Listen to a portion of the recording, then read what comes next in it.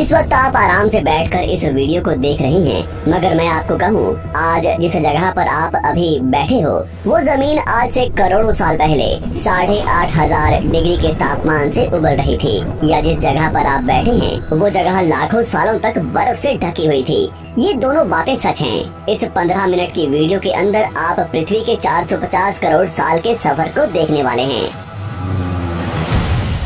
जिस जगह आज हमारा सौरमंडल है, वहाँ विभिन्न प्रकार की गैस और धूल के बादल हुआ करते थे। वैज्ञानिकों के मुताबिक इन धूल के बादलों से दूर एक तारा हुआ करता था।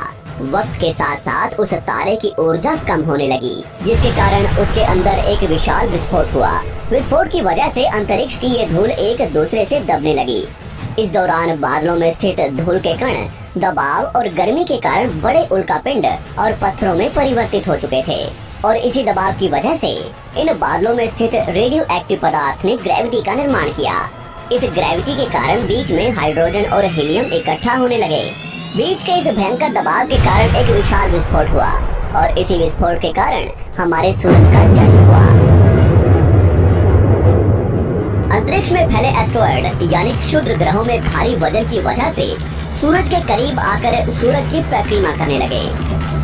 धीरे धीरे इन्हीं एस्ट्रॉयड में भारी टकराव हुआ, जिसके फलस्वरूप मरकरी, विनस, अर्थ और मार्स जैसे ग्रहों का निर्माण हुआ। वैज्ञानिकों के मुताबिक उस वक्त पृथ्वी और मार्स यानी मंगल ग्रह के बीच थिया नामक ग्रह सूरज की परिक्रमा किया करता था। पृथ्वी पर ग्रेविटी होने की वजह से सूरज की परिक्रमा करने वाले एस्ट्रॉयड अब पृथ्वी की परिक्रमा करने लगे, और धीरे धीरे करोड़ों सालों तक ये पृथ्वी पर गिरते रहे। और ऐसी घटना हमारे पड़ोसी ग्रह थिया पर भी हो रही थी, जिसके कारण थिया पृथ्वी के और करीब आने लगा और आकर पृथ्वी से टकराया। इस भयंकर टकराव की वजह से पृथ्वी के हिस्से कणों के रूप में अंतरिक्ष में फैल गए और एक रिंग्स की तरह पृथ्वी की परिक्रमा करने लगे। इन्हीं परिक्रमा करते हुए कणों में टकराव होने लगा, जिसके कारण हमारे चांद का निर्माण हुआ। उस वक्त पृथ्वी पर सिर्फ एक ही समुद्र हुआ करता था, और वो था 1900 डिग्री सेल्सियस के तापमान पर उबलते हुए लावे का। उबल रही थी वो सारी चीजें जिसे आज आप अलग अलग नाम से जानते हैं। वक्त के साथ साथ पृथ्वी धीरे धीरे ठंडी हो रही थी, जिसके कारण पृथ्वी के भारी तत्व जैसे धातु और रेडियो एक्टिव पदार्थ पृथ्वी के केंद्र में जाकर इकट्ठा हो गए, और हल्के पदार्थ पृथ्वी की सतह पर आ गए।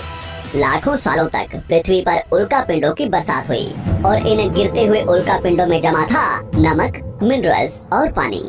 करोड़ों सालों तक इन उल्कापिंडों की बरसात होती रही, और धीरे धीरे पृथ्वी की ऊपरी सतह पानी से ढकने लगी। वैज्ञानिकों के मुताबिक यही वो वक्त था जब दूर गहरे पानी के अंदर निकलते ज्वालामुखियों से पहली बार सूक्ष्म जीवों का निर्माण हुआ। लाखों सालों बाद एक वक्त ऐसा आया जब पृथ्वी की पूरी सतह पानी से ढक चुकी थी। हमारी पृथ्वी के सबसे अंदर का कोर रेडियो एक्टिव पदार्थ से बने होने की वजह से हरदम गर्म होता रहता है, लेकिन जब भी पृथ्वी की ऊपरी जमीन ठंडी हो जाती है, तब पृथ्वी के अंदर की गर्मी बाहर नहीं निकल पाती, जिसके कारण ज्वालामुखियों का निर्माण होता है। और उस वक्त कुछ ऐसा ही हुआ। पानी से ढकी हुई पृथ्वी पर हजारों की तादाद में ज्वालामुखी निकलने लगे, और आने वाले लाखों सालों तक इन ज्वालामुखियों का निकलना जारी रहा, जिससे पानी के ऊपर जमीन का निर्माण हो रहा था। इस वक्त भी पृथ्वी पर वातावरण न होने की वजह से अंतरिक्ष से उल्कापिंडों की बरसात हो रही थी। आज से लगभग 300 करोड़ साल पहले पृथ्वी पर ऐसा वक्त आया जब पृथ्वी का वातावरण लगभग स्थिर होने लगा था। ज्वालामुखी निकलने धीरे हो गए थे, और पृथ्वी का एक दिन 12 घंटे का हुआ करता था। साल बीतते गए, और धीरे धीरे ये सूक्ष्म जीव विकसित होते गए और समूह में रहने लगे। आज से लगभग 250 करोड़ साल पहले पहली बार पृथ्वी पर ऐसे जीवों का निर्माण हुआ जो जीने के लिए ये पानी के अंदर के मिनरल्स यानी खनिज पदार्थ और धूप का इस्तेमाल करते थे, और मल त्याग के रूप में ऑक्सीजन बाहर निकालते थे। इस वक्त तक पृथ्वी पर ज्यादातर ज्वालामुखी निकलने बंद हो चुके थे, और इन माइक्रोबैक्टीरिया की वजह से वातावरण में ऑक्सीजन की मात्रा बढ़ रही थी। वातावरण में ऑक्सीजन बढ़ने की वजह से पृथ्वी का वायुमंडल बनना शुरू हुआ, और आने वाले हजारों सालों तक वातावरण में ऑक्सीजन की मात्रा बढ़ती रही, जिसकी वजह से पृथ्वी के ज्यादातर हिस्सों में ये सूक्ष्म जीव फैल गए। हजारों सालों बाद एक वक्त ऐसा आया जब पृथ्वी में ज्यादा ऑक्सीजन बढ़ने के कारण ये सूक्ष्म जीव मरने शुरू हो गए। उस वक्त तक पृथ्वी का वातावरण ठंडा होने के साथ साथ ऑक्सीजन से भी भर चुका था, जिसके कारण जमीन और वातावरण में स्थित आयरन यानी लोहे के मिनरल्स पानी में स्थित ऑक्सीजन से रिएक्ट होने लगे।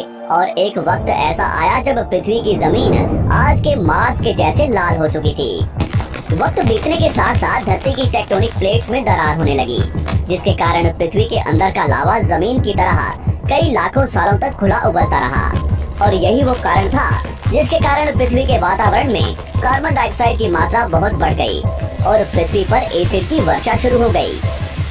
एसिड रेन की वजह से पृथ्वी का तापमान घटने लगा और तापमान इतना घटा कि पृथ्वी के ऊपर स्थित पानी बर्फ में परिवर्तित होने लगा। पृथ्वी पर पहली बार भयंकर आइस एज आया। इस वक्त पूरी पृथ्वी सफेद बर्फ से ढक चुकी थी। आमतौर पर जब धरती पर सूरज की किरणें गिरती हैं, तब जमीन उन किरणों को सोख लेती है, मगर क्योंकि पूरी पृथ्वी बर्फ से ढक चुकी थी और क्योंकि बर्फ सफेद और चमकीली होती है, जिसके कारण सूरज की किरणें धरती पर गिरने के बाद वापस चली जाती थी।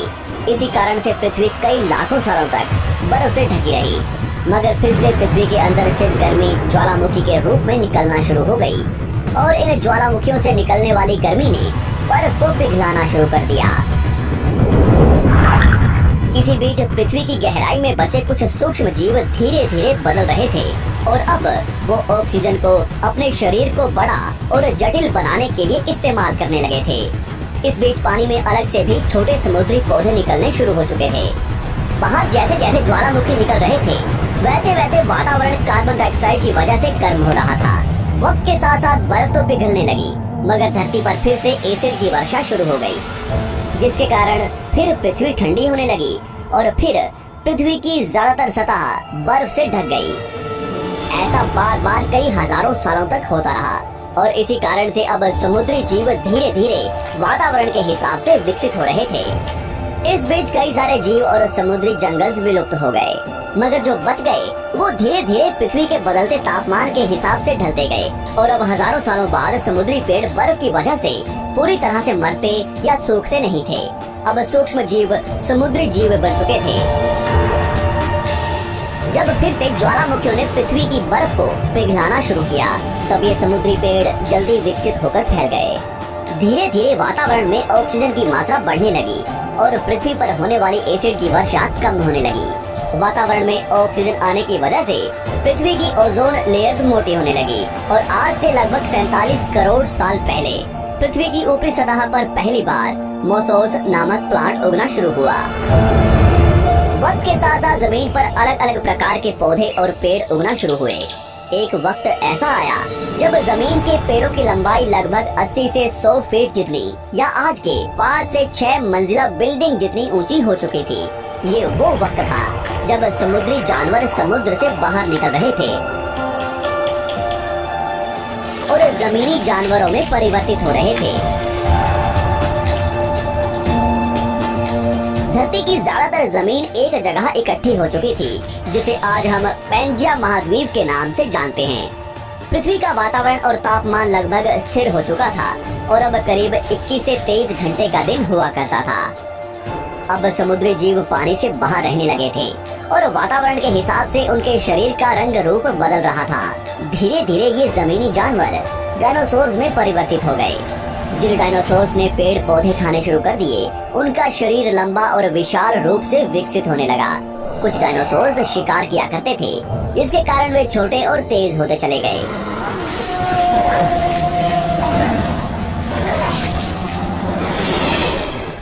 पृथ्वी की ऊपरी जमीन एक जगह इकट्ठी होने के कारण ज्यादातर जमीन रेगिस्तान और बंजर हो चुकी थी।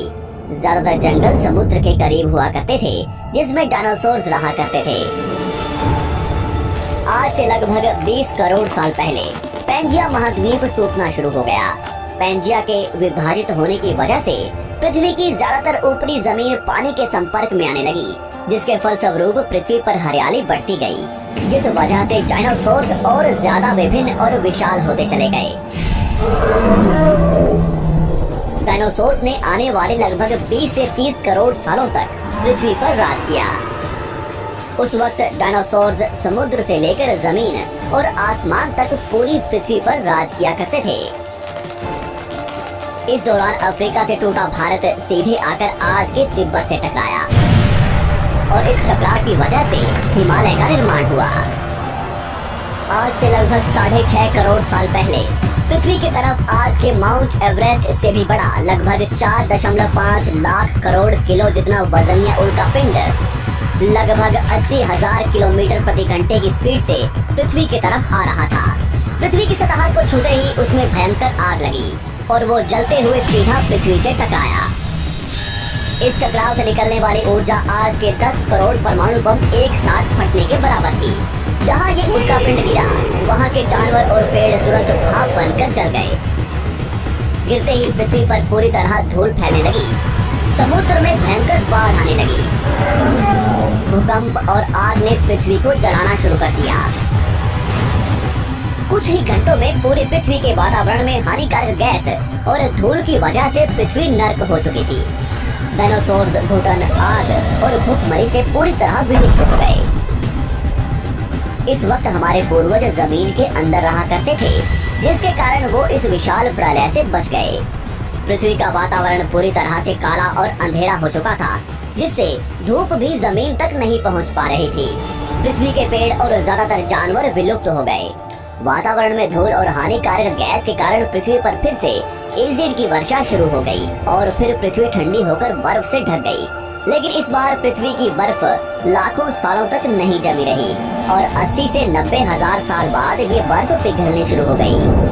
जैसे ही धरती पर वातावरण फिर से पहले जैसा होने लगा, वैसे ही ये छोटे जीव जमीन से बाहर आना शुरू हो गए। उस वक्त पृथ्वी की बर्फ पिघलनी शुरू ही हुई थी, जिसके कारण अफ्रीका में घने ठंडे जंगल हुआ करते थे और इसी बीच ये जमीनी जीव बंदरों में परिवर्तित हुए। मगर जैसे जैसे पृथ्वी गर्म होने लगी, वैसे वैसे अफ्रीका के ये जंगल सूखने लगे। जंगल की चीजें खाने वाले बंदरों को खाने की कमी होने लगी। खाने की तलाश में इन बंदरों ने अपने पैरों पर चलना शुरू कर दिया, जिससे उन्हें दूसरे जानवरों के शिकार करने में मदद मिलती थी।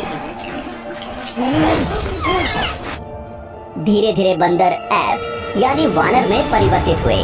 खाने की तलाश में ये एप्स पृथ्वी के दूसरे हिस्सों में फैलने लगे और धीरे धीरे उनके शरीर का रंग रूप वहाँ के मौसम के हिसाब से बदलता गया। वक्त के साथ साथ हम आदिवासी बने। हमने हथियारों से लेकर आग का आविष्कार किया। हम धीरे धीरे इंसान के रूप में विकसित हुए।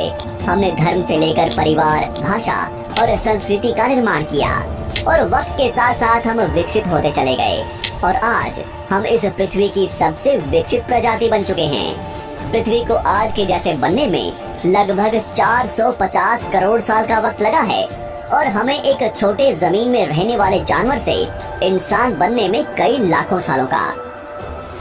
मगर हमने इन 100 सालों में जितना पृथ्वी को गंदा और तबाह किया है, उतना आज तक किसी भी प्रजाति ने नहीं किया होगा। हम फिर से धरती को गर्म कर रहे हैं और कार्बन डाइऑक्साइड की मात्रा बढ़ा रहे हैं। वैज्ञानिकों का मानना है कि पृथ्वी पर फिर से विशाल परिवर्तन होने वाला है।